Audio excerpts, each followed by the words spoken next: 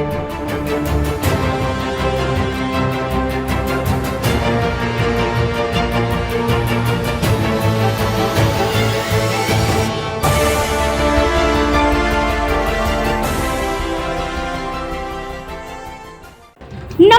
स्वागत है आपका एसएस न्यूज के इस बुलेटिन में और मैं हूं आपके साथ मीनू सक्सेना।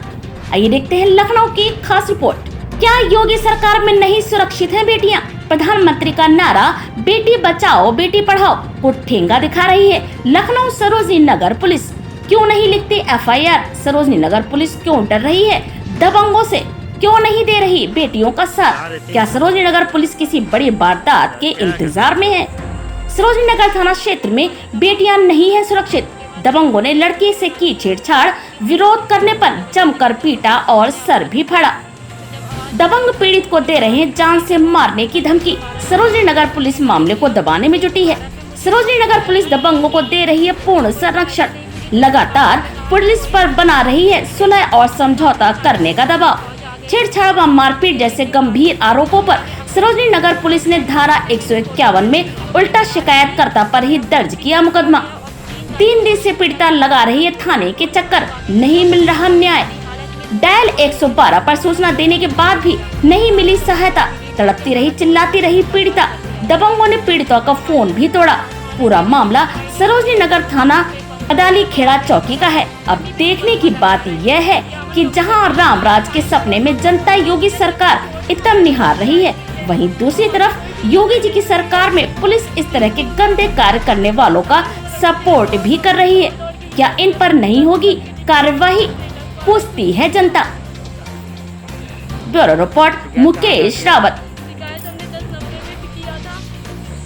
कहाँ रहते हैं? अवध बिहार कॉलोनी। अच्छा, क्या घटना हुई आपके साथ? घटना सर यहीं से छेड़खानी का मामला था और उसके बाद जब हम लोगों ने प्रूफ बनाने की वो कोशिश की, हम लोगों ने उसने हमसे ज़बरदस्ती करने की कोशिश की। मैंने आवाज़ उठाई, तो जब मैंने उठाई तो उन्होंने कहा कि कुछ नहीं कर पाओगी। फिर मैंने 112 नंबर पे तुरंत मैंने डायल किया। 112 पे मुझे कोई सहायता नहीं मिली।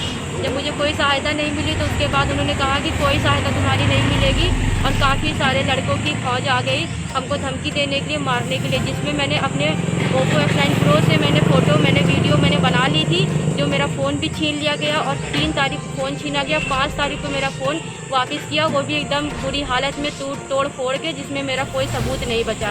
सारा सबूत मेरा डिलीट कर दिया, सारा तोड़ फोड़ के सब बर्बाद कर दिया गया।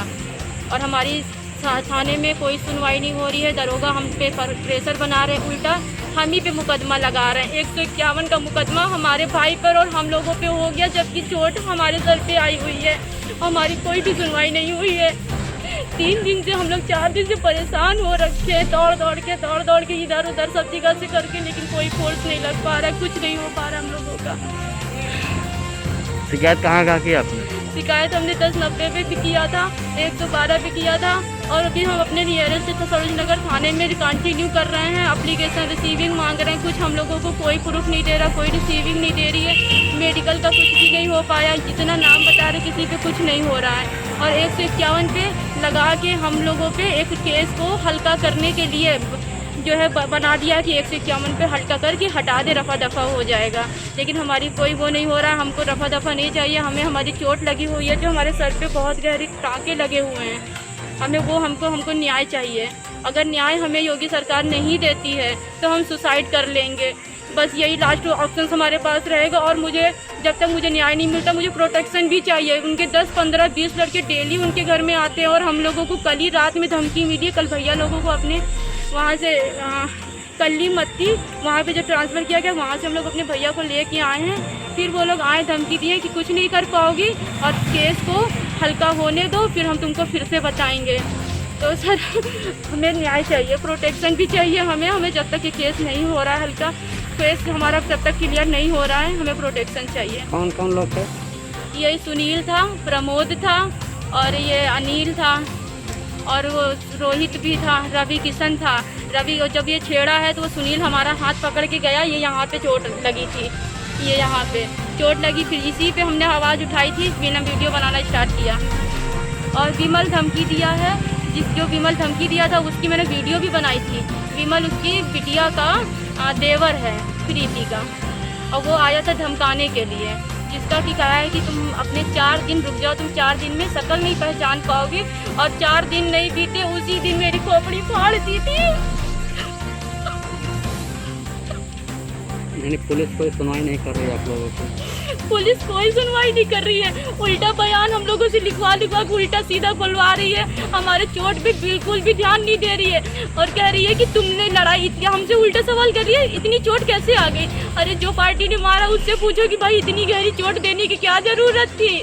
जो भी था वो पुलिस से जाके बयान हो जाते, थाने में कंप्रोमाइज होता। हमको चोट देने के बाद और हमारे ऊपर दबाव बना रहे कि कंप्रोमाइज कर लो। दबाव कौन बना रहा है? ये दरोगा भी, कुशल तिवारी जो है वो भी कह रहे हैं कि जो है दबाव बना रहे हैं कि तुम पे उल्टा मुकदमा हो जाएगा। हमारी चोट में कुछ नहीं है, हम पे उल्टा मुकदमा होगा, हम ही मार खाएं, हमारी जान चली जाए। और कौन दबाव बना रहा है? ये पुलिस वाले हैं और ये वो दरोगा कुशल तिवारी जी थे, कह रहे थे उल्टा मुकदमा हो जाएगा। और बाकी वो लोग जो भी जितने लोग हैं उनकी तरफ की कह रहे हैं, दबाव बना रहे थे कि तुम लोग अकेली हो, तुम्हारे भाई केवल 2 ही लोग हैं, बहुत ज़्यादा नहीं है, तुम लोग यहाँ पर अकेले रहती हो, तुम्हारे भाई जो है मार डालेंगे, कोई नहीं बचेगा उसमें से। अपनी हालत देख के समझ सकती हो कि क्या हो रहा है। अभी तक तुम्हारी थाने में FIR दर्ज नहीं हुई और आगे भी नहीं होगी। अब आप क्या चाह रही हैं? हम चाहते हैं, न्याय चाहते हैं सर। अगर हमें योगी सरकार से न्याय मिलता है तो ठीक, नहीं मिलता है तो हमें, अगर न्याय नहीं मिलेगा हम सुसाइड कर लेंगे।